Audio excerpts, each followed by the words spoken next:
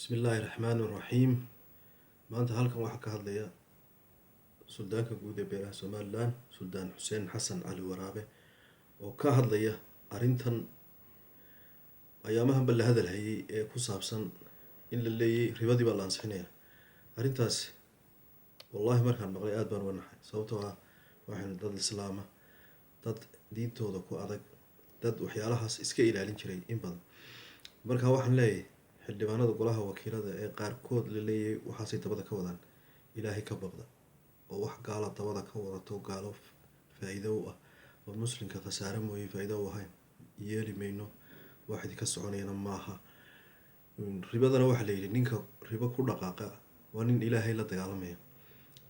Ninka doonaya sharcigii ilaahay inuu meel iska dhigo ee uu doonaya inuu wax ilaahay naga xaaraantimeeyey inoo jideeyo uu isagu yidhaaho waa xalaal, kaasi waxaa ku waajibaya in lala jihaado.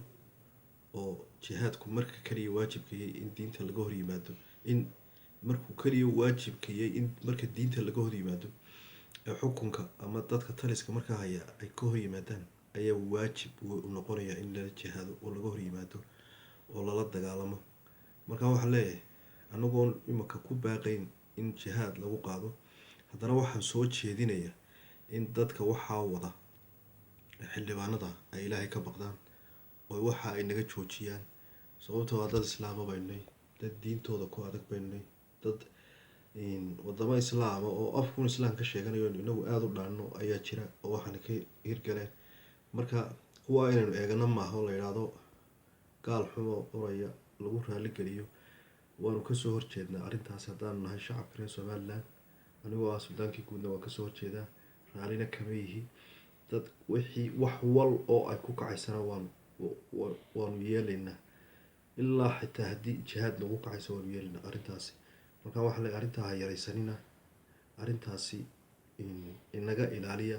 xildhibaanada golaha wakiilada ee dabada ka wadana waxaan leeyahay ilaahay ka baqda oo muslim haddaad tihiin. ninka waxaa galaa wuu ku gaaloobayaa. maanta u dambeysay masaajidkii aan ku tukanaya culimmadu waxay kaga hadlaysay qofka waxaa gala in uu gaal si toosa diinta uga baxayo. markaa waxaan leeyahay ilaahay ha laga baqdo. arrintaasina waa arrin halis ah oo dhibaato badan inoo soo jiidaysa. haddii faraha lagala bixi waa la dayn waayana dhimashaan ka xidhna. wassalaamu calaykum waraxmatullahi wabarakaatu.